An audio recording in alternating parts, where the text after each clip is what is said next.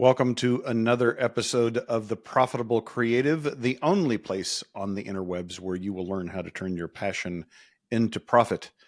I am your host, Christian Brim. Shout out to our one listener in Wheaton, Illinois. Good morning, Wheaton. Joining me today is Chris Weiher from Cleaver Creative. Welcome, Chris.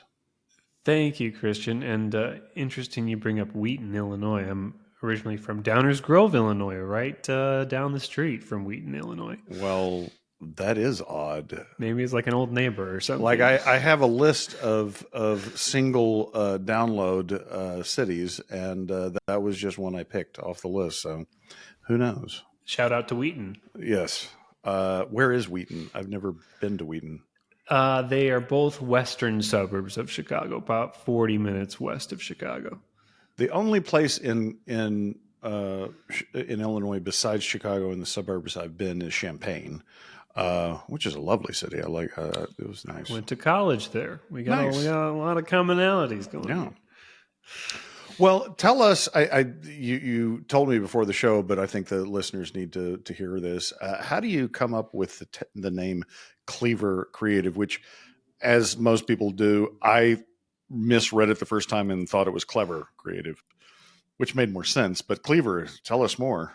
Yeah, well, I mean, there is that alliterative connection to. I thought, oh, that's kind of fun. But as I was saying before we started recording, my dad was a butcher for 30 years, and his dad was a butcher for probably 30 or 40 years. And so growing up, I worked in the butcher shop in downtown Downers Grove.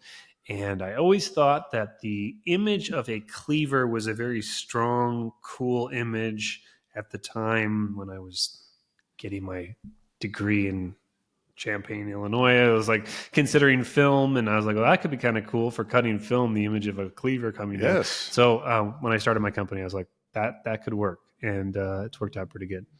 The image that comes to mind with the cleaver is three blind mice. I don't know.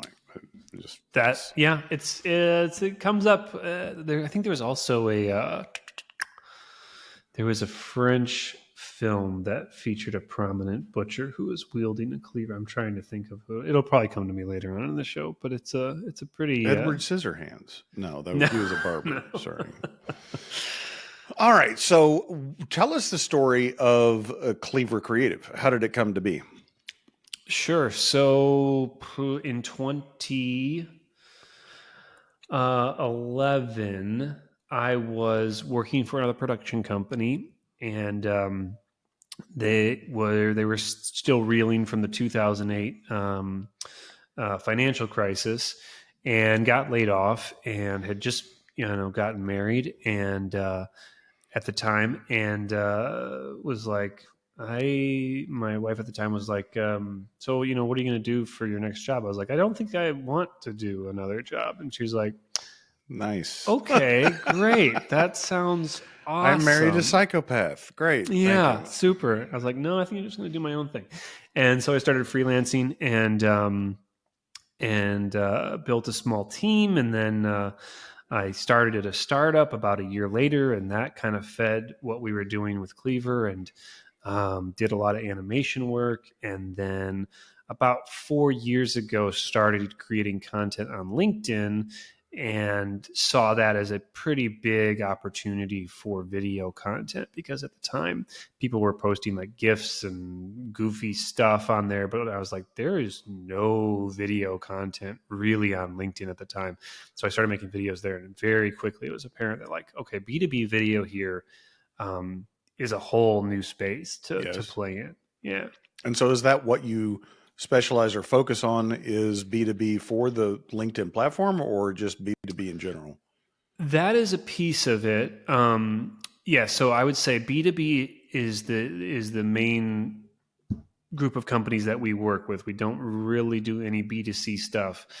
And it's become kind of a combination between content on LinkedIn and content on YouTube. And sometimes that stuff, is intermixable.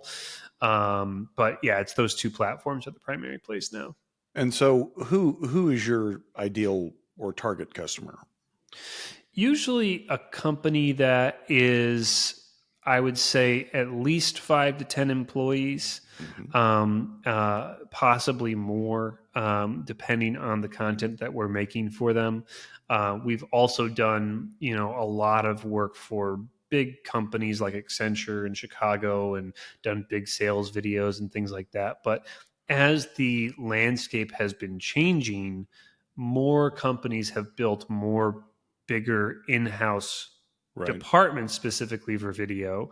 And so I think there's an interesting place to play in with smaller businesses now that also need like a production arm, but perhaps don't really want to have a full-time production staff employed.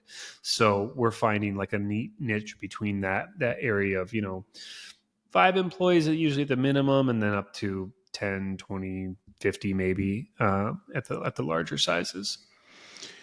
I hear a lot of we have a lot of videographer clients, and a lot of conversation in that space is around the intent of the video. And I've had conversations on this show about people coming to marketers, which I'm loosely lumping you in there for the purposes of this discussion, but they come and they say, well, we need video. And they're not, I mean, that's about the extent of it. Like, they're not real sure why they need video. It's like everybody else is doing it. I see a lot of it. I need it. Um, what do you see when people come to you? Do they have a clear idea of why they want video? Actually, they oftentimes do. I sometimes agree with them and sometimes I don't. That was actually the very first video I made for LinkedIn, was why you need to be making video on LinkedIn. And for a smaller business, where the business owner is oftentimes the largest single asset of that company, Mm-hmm. video should be kind of a no-brainer, because essentially you are the face of your company. You're getting out, you're having meetings with clients, and video allows you to meet them before you've met them, and they can make a decision about, do I like, know, and trust you through your video content. Right. So essentially I call it networking at scale. Okay. That's the greatest part, I would say, about LinkedIn and YouTube Shorts right now, is that you get a really far organic reach. And particularly in LinkedIn, if you are a small business, if you are doing B2B work, a lot of your work is going to be coming from your existing network or a network that you're building. And so it's the same reason why people go to networking events. It's like, you go to a networking event, you don't immediately jump on a table and start going like, "Hey, buy from me." Well, You go there for, you you can. can, but It's not recommended, but no. you shake hands and you have coffee, and you go there for 6 months. And 6 months or a year later, someone goes, "Hey, you know what? I need to introduce you to somebody, and they need what you do." Right. And the same is true with, I think, creating video content for that space. I like that phrase. You said networking. Say it again. You had a phrase, networking. I call it networking at scale. Networking at scale. I like that because I've been on LinkedIn a long time, and it has become very spammy. Many times, as an entrepreneur, I've said, I wish someone would create an alternative to LinkedIn, because it feels like I, I am constantly having to ignore or accept requests to connect, and I filter those pretty hard. But it shocks me how many people try to take me to bed immediately and start hitting up my messages about, like, hey, you need this, right? And it's like, no, dude, I didn't connect with you to hear your pitch. I just, you seemed interesting and we had some commonality. Yes, I would say the platform has really changed a lot, especially in the past 4 or 5 years.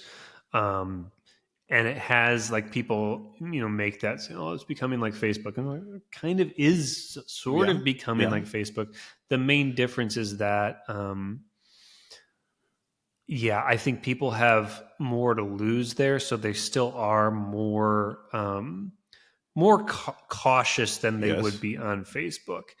Um, and yeah, it's tricky navigating some of that. I think, like you say, like curating your network and being very specific about who you connect with and why can be advantageous. Right. As opposed to just like, I think there was a while there where people were like, "Oh, I got 10,000 connections." It's like Yeah. LinkedIn does not care. They're not going to push your posts further because you have 10,000 connections. They're still going to test it out with a small group. And if it performs well, they're going to push it out further. But like people thought it was just going to be like TikTok and be like, "Oh my god, I got Well, 10,000 connections." it's fascinating to me. I did this post as a joke, but then I realized that it probably ran afoul of the algorithm because I took a picture. I have Canadian geese in the yard at my office, and they're a nuisance.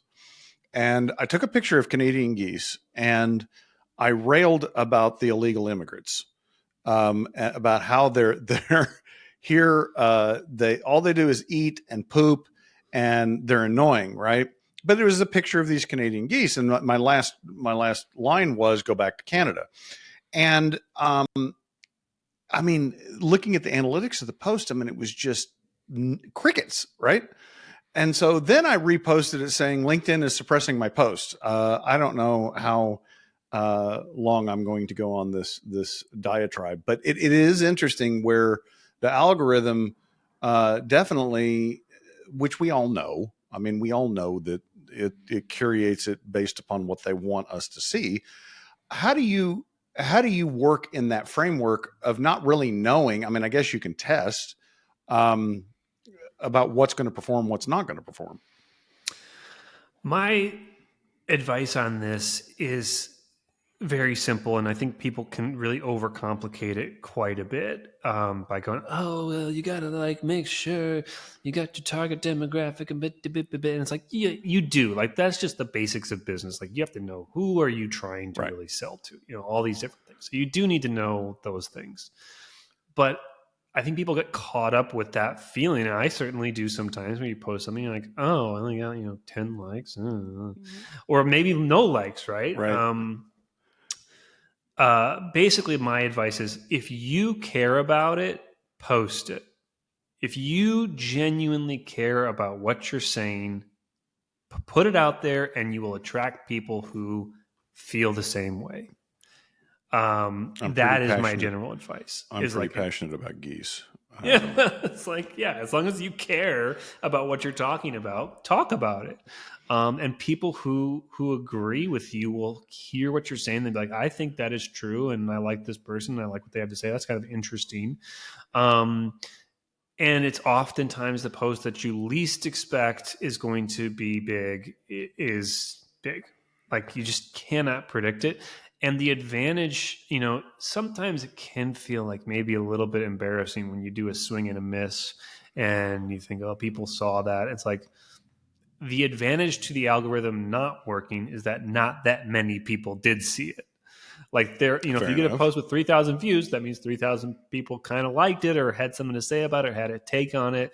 If you get a post with 10, that means guess what? Only 10 people saw that, and you're kind of you're spared that embarrassment. I think it was like 2 or 3 views. No So that's interaction. great. Right. Yeah. Yeah, I mean, the geese are not important to a lot of people, I guess, on they LinkedIn. are annoying though.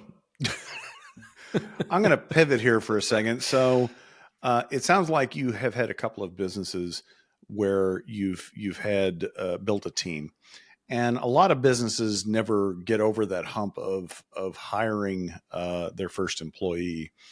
Talk about that journey and that decision to scale.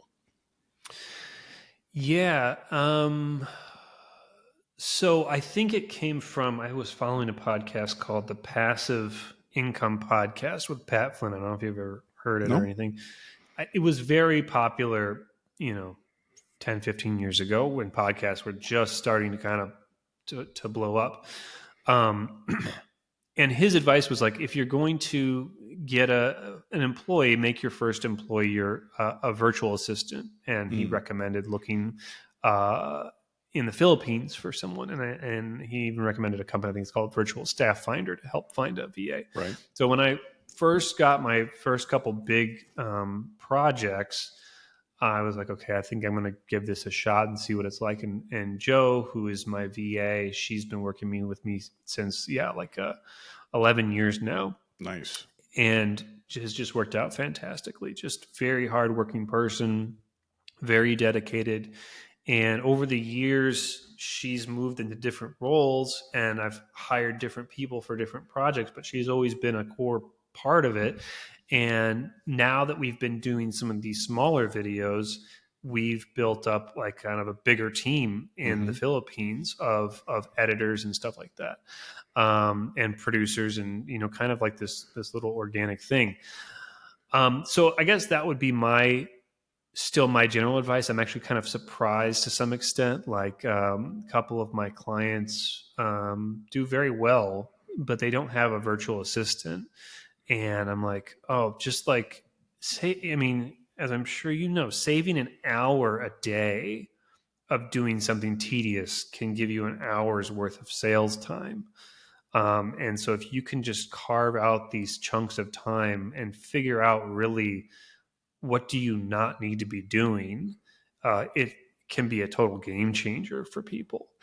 Yeah, I think that's the low hanging fruit is getting stuff off your plate that you don't like to do.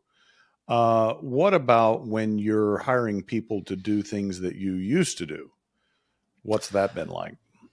That's a trick. Like, but I think it's easier than most people think. I read a book a couple years ago called Clockwork by Michael Michalowicz that I really liked. I was just about to say at the beginning of the episode that your voice sounds a lot like Mike. We just had him on the show a couple of episodes ago, but your Oh, voice, that's like wild. if I didn't see, I don't know that I'd be able to tell you two apart. That's really funny. Wow. Well, I do feel like I have kind of a unique voice. Sometimes I think it's a little bit too Chicago and up in my nose, but that's funny. Anyway, in the book, maybe I'm guessing you've read it, I have. Okay, so for the listeners, I don't know if you guys talked about it in the episode, but he talks a lot about taking that chunk of time, taking 20 minutes per week initially, and using that for training. And we didn't really do that until a couple of years ago. And now we've kind of done that on steroids. So now everybody on the team, and now it's up to like 12 people, a couple full-time and then freelancers, are encouraged to work on a training video every single week, either updating existing training or creating something new. And that at scale is so powerful, because then you have everything documented, especially now with ChatGPT. It's so easy to take that video, the transcript, put it in ChatGPT and say, turn this into a checklist. Makes a beautiful checklist, and you just go, first you go here, then you go here, then you post the video over here, you name it this way, da da da da da da. And when people submit videos for review, it becomes very easy for us to go, this is wrong. And there's a checklist that you can follow. I don't even have to tell you what you did wrong, but I can tell it's wrong. And here's the checklist to go and check and figure it out. So that to me was the biggest thing as far as outsourcing, was that book, and actually carving out some time every week for training, I think is really, really valuable. Did you have any mental block getting over of like, people aren't going to do it to my standard or to my timeliness, or, the way I do it? I think that was the thing that I learned with my initial team when we were doing some of these bigger, higher end animation videos, was the difference between hiring an After Effects animator who could deliver something above my standards versus somebody who was trying to meet my standards. And I think that is the key, is that they sort of say, if you're directing a movie, 50% of the work is casting. The same is true with hiring. It's like 50% of the work is getting the right person in the right place. You can have an editor who is trying to meet your standards and is just not there because they haven't been editing as long, and they just may not have the right aesthetic choices. Or you can have someone who's just been doing it for long enough, knows how to take care of their clients, knows how to do the work, and every time you get something from them, you're like, wow, this is amazing. So I think that's it more than anything. Is like, yeah, to some extent, like you can have the same training, and if it's not the right person in the right spot, you're going to get a different result, Yeah, and that brings to mind a book. I don't remember the author, Who Not How. But the principle is that it is the who, and then they can figure out the how, as opposed to trying to figure out the solution to the problem and then finding somebody to do that. And for me, that was kind of revelatory, because I like to solve problems. And so I tend to want to solve the problems rather than find somebody better at solving that particular problem than I am and letting them do it. So I don't know if you've run into that, but it was a big challenge. 100%. Yeah. Like, there's one thing I've learned. I think it's that, like, I'm not really very good at doing anything. Yes. I am pretty good at working with people. I'm Yes. pretty good at working with clients. I'm pretty good at working with my team and going, I like this, but maybe we do it this way, et cetera, et cetera. But I've tried a bunch of stuff and messed a lot of it up, like being like, oh, we're gonna do Google ads now, and I'm gonna learn them all, and I'm gonna figure it out. And I'm like, spend a bunch of time, spend a fair amount of money doing it, and be like, never Yeah. really mastered it. You know No. what? I would rather have somebody else who really, that is what they do, and say, let me work with you and tell me why it's working, why it's not working, what can we do to kind of get you what you need. So I think that's a big learning curve just in general for people. Yes. But definitely for entrepreneurs, it's like figuring out really what your superpower is so much a part of it, and then trying to get so many other people to do what they can do better than you can And then get is the hell everything. out of the way. Yeah. Yeah. Yes. Yes. That's been If you have the budget for it, which is another question well, and oftentimes. that actually leads me to my next question is, when you look at the economics of building a team, how do you justify, how do you go, what's the thought process about hiring? What do you pay them? Can you afford them? Those kind of things. Right. I mean, typically, so this would be interesting to hear your take on this. Wait, is that Profit First is also Michael McCallowett's book too, Oh, isn't it it? is. Oh, Yes. funny. Okay, yeah, that's funny. I wrote that one. You wrote that? You co-wrote it? I know I wrote it. He did the foreword. Profit First for Creatives is my baby. It came out March of this year, Oh my 2024. gosh. Okay, And okay. I'm going to Wow. send you a copy when we're done. But that's Yeah. you beat me to it. So Fantastic. Oh, that's awesome. Um, but yeah, so I typically look for like a 30% profit that I want to be setting aside okay, to then it's a good do target. things with in the future. Um, uh, Depending on where we've been in different years, that has ranged, to up to 50%, to, there was a year where we lost money. Hmm. But that's usually my goal. That's what I'm trying to hit, is that number. Yeah, I did a presentation a few weeks ago to a group of videographers, and one of the topics, it was a small group, so it was more like a workshop, and we were talking about hiring people. Whether it's an employee or an independent contractor, it doesn't matter. The economics are the same.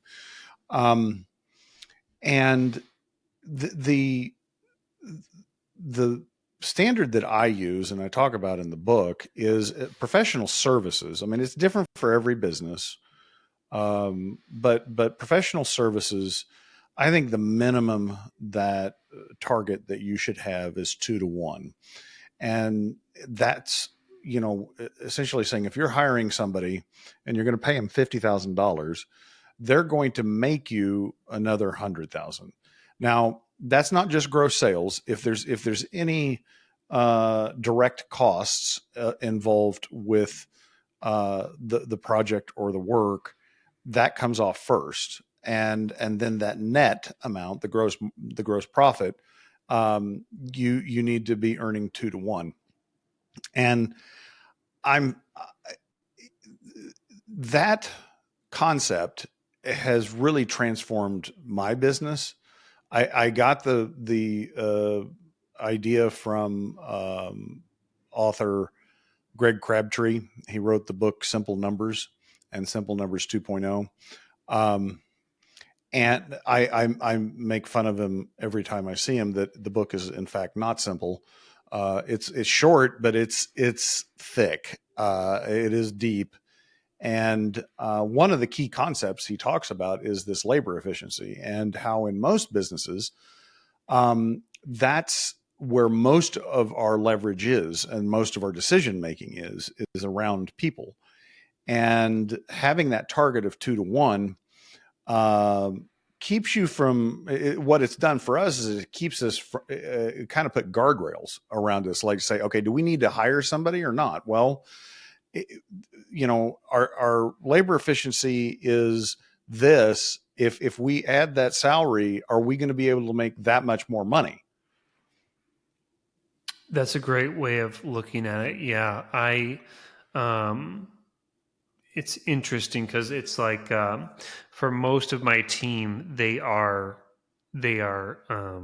working on our client work, Mm-hmm. but most of the stuff that we're doing now is content creation. So it's not Mm-hmm. necessarily creating ads, but it's like helping companies figure out what content should they be making to bring people in organically. Um, but yeah, I would say that makes a lot of sense as far as hiring on someone full time. You're looking to make sure that you're going to be almost guaranteed that return. Yeah, and I think the time frame is different, but I think 18 months is the absolute max. Like if you don't have a clear path of how you're going to make money on this person in the next 12 to 18 months, I'd really look at whether you need to hire them or not, because a lot of times what happens is you need to hire somebody because you've got some other inefficiency, or maybe you've got a bad employee that you really just need to replace them. And one of the things that I have found is that uh, a certain amount of profit and a certain amount of success can hide a lot of problems, right? Like, so you don't realize that you've got problems until later when something else happens. But these numbers and these metrics help you kind of get a 30,000 foot view of, are you on the right path? Hmm. Yeah, I think that is probably true for a lot of companies. It's like when things are going well, it's very easy to start to become inefficient and start to have more waste and not be tracking like where you're actually making your money, because you're like, well, we got to get this stuff out the door. We got to Right. meet these deadlines and da, da, da, da, and money's coming in, money's going out. Yeah. Yes. Well, and a lot of entrepreneurs, and I count myself among them, just grow, and you end up working more and making less money. And it's like, that's not a sustainable thing. You've got to, if you're going to grow, you need to make money at it, and it should increase the bottom line. Sometimes there's a lag, and that's totally fine. But having a realistic expectation that if I'm making this investment in whatever thing, it could be equipment, it could be people, but can I increase my profit, my gross profit first, and my bottom line second, within the next 12 to 18 months? And if I can't, I need to really be sure I'm on the right path. Hmm. Yeah. Yeah. I think there's, especially in the creative field, I was just talking, I went to a friend's for Thanksgiving brunch yesterday, and Hmm. his sister was working for a company that does kids classes, creative kids Hmm. classes. And she was saying, well, the person, she's got a lot of ideas, and there's people signing up for the classes, but she's kind of over here and she's kind of over there. And um, yeah, like the last thing that I wanted to do in college was take a business class. I was like, Right. I just want to like make stuff and like Right. make some money. Um, and learning those lessons around what your margin should be and how to make those decisions, I think often gets put on the back burner for creatives because it's just like, well, that's not the fun part. And Right.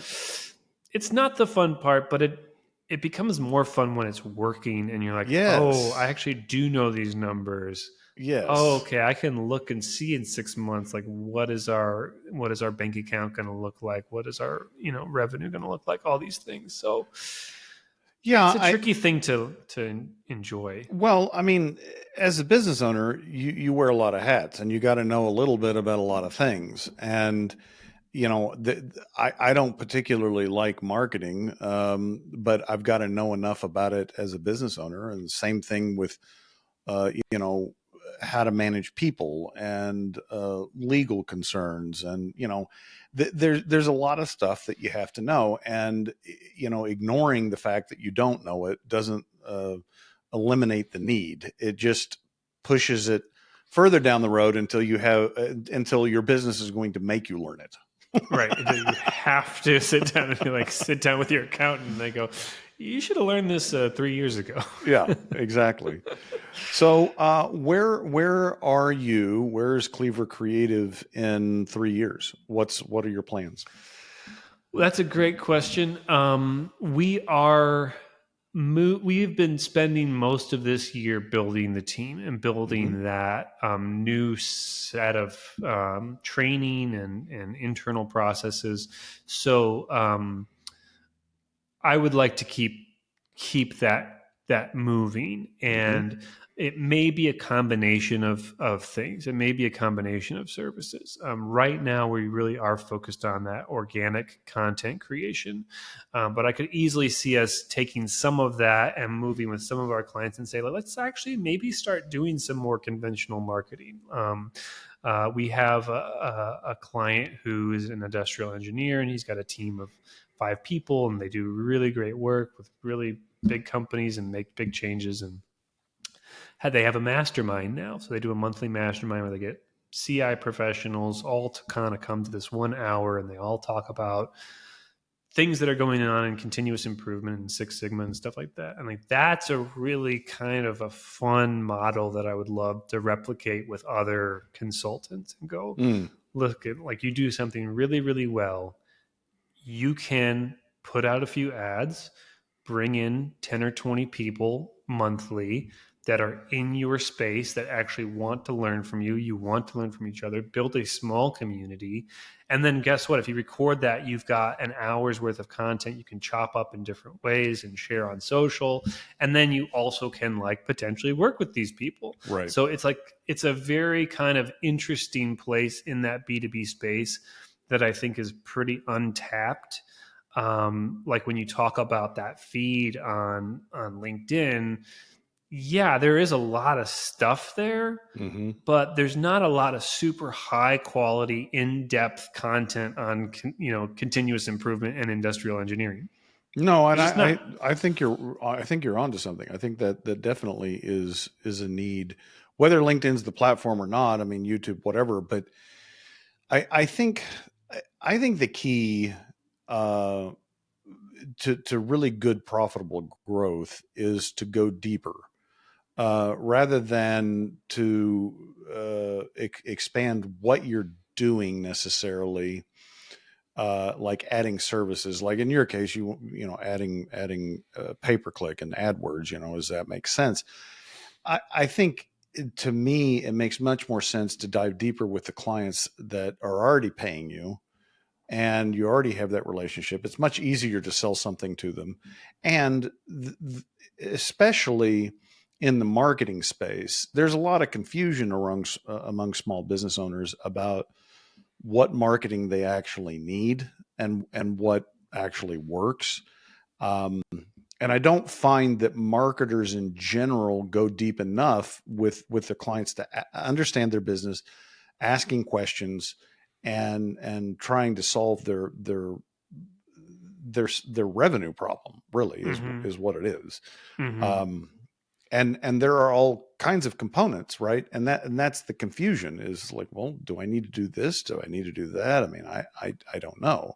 Unfortunately, it seems like there's a lot of marketers that don't ask those questions and they're happy to sell you something. And it's like, well, is that really what I need? Okay, I'm going to come up with a new phrase. They're the